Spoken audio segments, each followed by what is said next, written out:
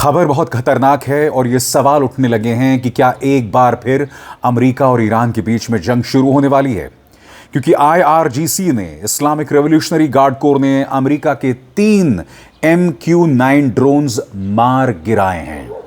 और क्यों? क्योंकि इसी मंच पर मैंने आपको बताया था कि अमेरिका ने ईरान के मिसाइल बेस और वॉर बोट्स पर हमला किया था, और वो भी स्ट्रेट ऑफ हॉर्मुज में। बावजूद इसके कि कतर में इस वक्त ईरानी डेलीगेशन मौजूद था, बावजूद इसके कि बातचीत का एक नया दौर शुरू हुआ था, अमेरिका ने फिर हमला किया। और इसी मंच पर मैंने आपको बताया था कि अब हमें इंतजार करना चाहिए कि ईरान किस तरह से इसका मुंह तोड़ जवाब देगा, और वो मुंह तोड़ जवाब शुरू हो गया है। मगर बात वहां नहीं रुक रही है। हज के मौके पर सुप्रीम लीडर मुश्तबा खामेनी ने पूरे मुस्लिम वर्ल्ड को एक संदेश दिया है, और यहां उन्होंने एक बहुत ही सख्त संदेश दिया है। इसका मतलब क्या है? बातचीत एक तरफ चल रही है, मगर ईरान के तेवर सख्त हो रहे हैं, क्योंकि ईरान को यह बात समझ आ गई है कि अमेरिका के साथ बातचीत का कोई फायदा नहीं है। आप एक तरफ बातचीत कर रहे होते हैं और दूसरी तरफ आपके मिसाइल बेसेस और बोट्स पर हमला होता है।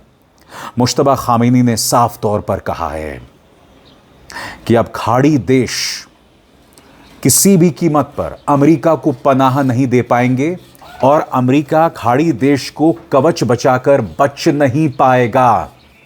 मुश्तबा खामेनी ने क्या कहा है, इसके मायने क्या हैं, वो कुछ देर बाद। मगर सबसे पहले जो बड़ी ब्रेकिंग न्यूज आ रही है आपके स्क्रीन पर, गौर फरमाएं। ईरान की इस्लामिक रेवोल्यूशनरी गार्ड कोर का कहना है कि उसने अमेरिकी रीपर ड्रोन को मार गिराया, जो उसके एयर स्पेस में घुस आया था। यह सब उस समय हुआ जब शांति वार्ता के बीच तनाव लगातार बढ़ रहा है। अमेरिकी सेना ने दक्षिणी ईरान में मिसाइल लॉन्च साइट्स और समुद्र में माइंस बिछाने वाले जहाजों पर हमला किया।